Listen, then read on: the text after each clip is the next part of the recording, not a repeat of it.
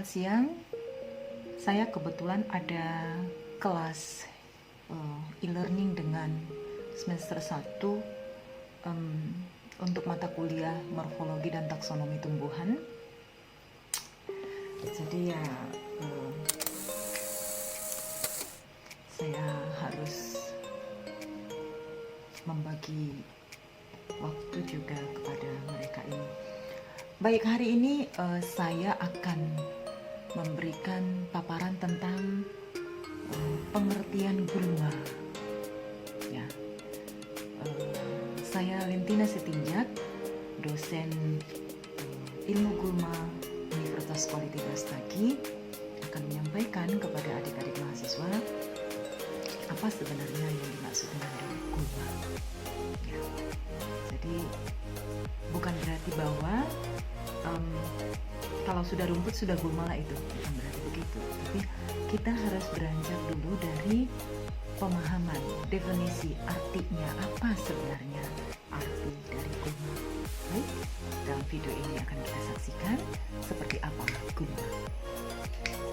Ya, tumbuhan yang tumbuh sendiri tanpa ditanam oleh manusia dan cenderung tumbuh di tempat yang tidak diinginkan, inilah yang disebut dengan gulma. Seperti kita lihat pada video ini, rumputan yang tumbuh di pinggir parit itu atau di pinggir jalan itu disebut dengan gulma. Sementara ini ada tanaman dan ada tumbuhan, ada tanaman dan ada gulma.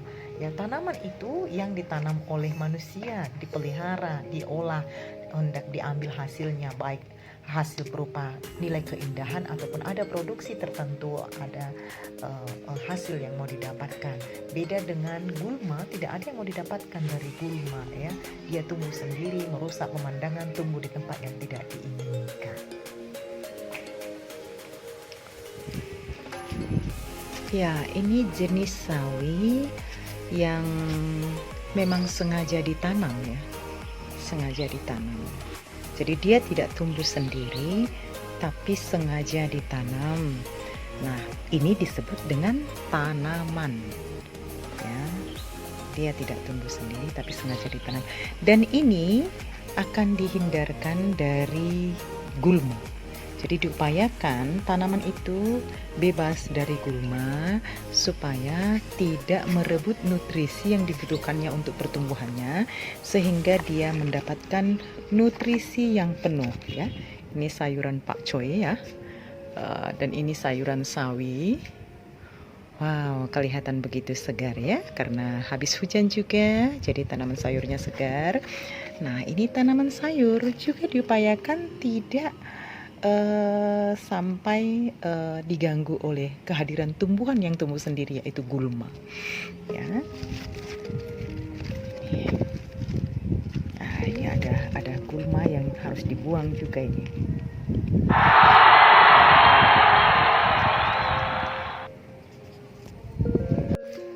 Baik, nah ini adalah gulma tanaman perkebunan kelapa sawit, ya. Jadi gulma ini sering tumbuh di perkebunan kelapa sawit. Ini sebenarnya disebut dengan bunga air mata pengantin, ya. Nah, ini gulma ini saya ambil dari perkebunan kelapa sawit Batang Serangan PTP Nusantara 2 waktu saya masih bertugas di sana.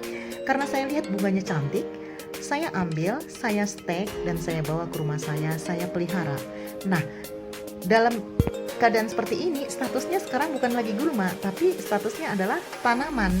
Karena apa? Karena saya tanam dan saya pelihara. Jadi dia tidak tumbuh sendiri dan dia tidak tumbuh di tempat yang tidak diinginkan, tapi dia saya tanam dan saya pelihara, maka statusnya dari gulma menjadi tanaman. Nah, ini kita lihat bahwa ada gulma yang tumbuh di antara tanaman, ya. Ada tumbuhan yang tumbuh sendiri, tumbuh di antara tanaman. Nah, ini disebut gulma yang merebut nutrisi. Maka ini harus dihindarkan dari tanaman utama, ya.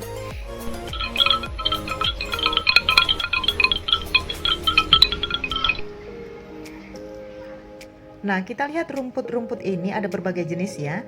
Tapi di sini lebih banyak adalah rumput yang daunnya lebar itu, ya. Kalau nggak salah ini disebut dengan rumput gajah, bahasa rumput gajah bahasa ininya, bahasa awamnya, ya. apa si pemilik halaman memelihara rumput gajah itu. Dia mau membuat halamannya itu semua rumput seperti itu. Nah, rumput itu tidak lagi disebut gulma tetapi disebut tanaman. Tetapi rumput yang lain dari rumput itu disebut dengan gulma, seperti teka-tekian itu, jarum-jaruman itu menjadi itu yang disebut gulma. Tapi rumput yang daunnya lebar itu tidak lagi disebut gulma tetapi menjadi tanaman. Jadi ini gulma menjadi tanaman. Ketika dia dipelihara, ditanam, dikelola, dia tidak lagi disebut gulma. Nah, ini bunga bakung ini ditanam ya, dipelihara, lalu ada tumbuh gulma itu di sekitarnya. Ini ada bunga coklat ini ya, ada tumbuh gulma di sekitarnya yang berpotensi merebut unsur hara atau nutrisi dari tanaman tersebut, seperti kita lihat pada terong ini ya. Jadi kehadiran gulma itu merebut makanan dari dalam tanah sehingga makanan tidak tersedia bagi tanaman utama, sehingga tanaman utama itu tidak berkembang dengan baik ya. Kita lihat pada kompetisi ini ini ada tanaman cabai yang diantaranya banyak tumbuh gulma, tidak berkembang juga tanaman terong karena gulma itu hadir sebagai tanaman penyaing yang merebut unsur hara yang digunakan untuk pertumbuhannya sehingga dia tidak tumbuh baik ya. Nah, tapi kalau tanamannya sudah semakin membesar, dia sudah lebih kuat untuk bersaing dengan gulma, sehingga tidak perlu lagi dilakukan penyiangan. Kenapa gulma menjadi kalah bersaing? Karena dia sudah terlindungi dari cahaya matahari dan sudah lebih kuat si tanaman terong tersebut mengambil unsur hara sehingga tidak tersedia bagi gulma ya.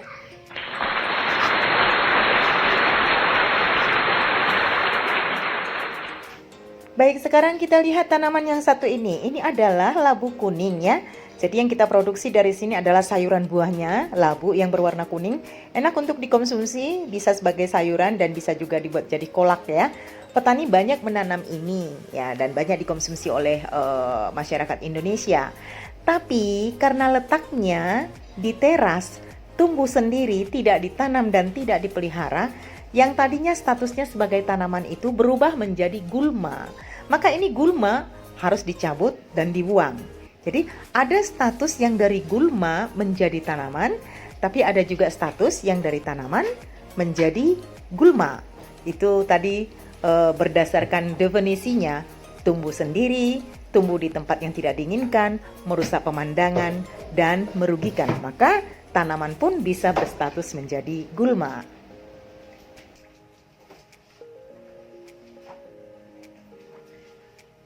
Jadi untuk lebih memahami gulma itu ada baiknya kita harus mempunyai buku juga. Saya sarankan kepada adik-adik mahasiswa, cobalah untuk banyak membaca buku-buku gulma. Ini saya ada recommended ya, buku untuk bisa mempelajari gulma lebih banyak.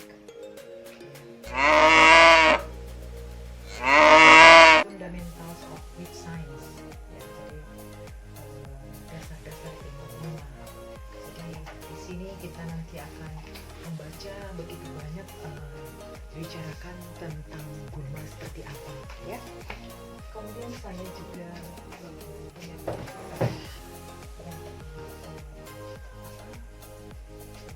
gulma dan pengendaliannya di perkebunan karet ya. Jadi di sini dijelaskan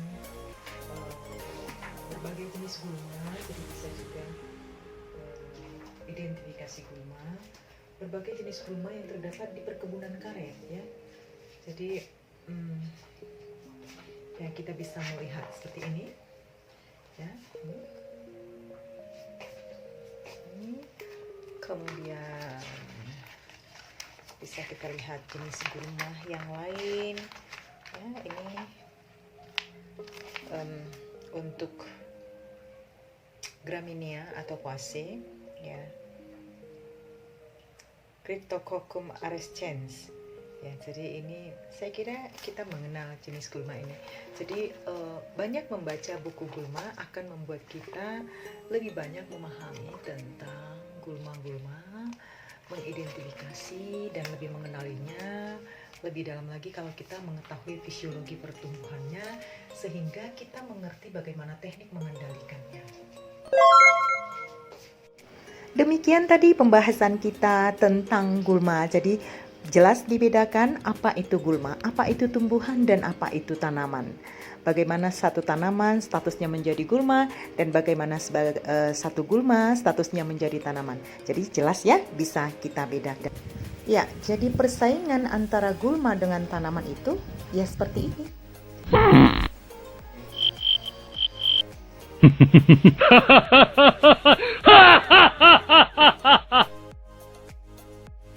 Baik, demikian pembahasan kita untuk pertemuan kali ini. Sampai bertemu pada video berikutnya juga dalam topik gulma. Terima kasih.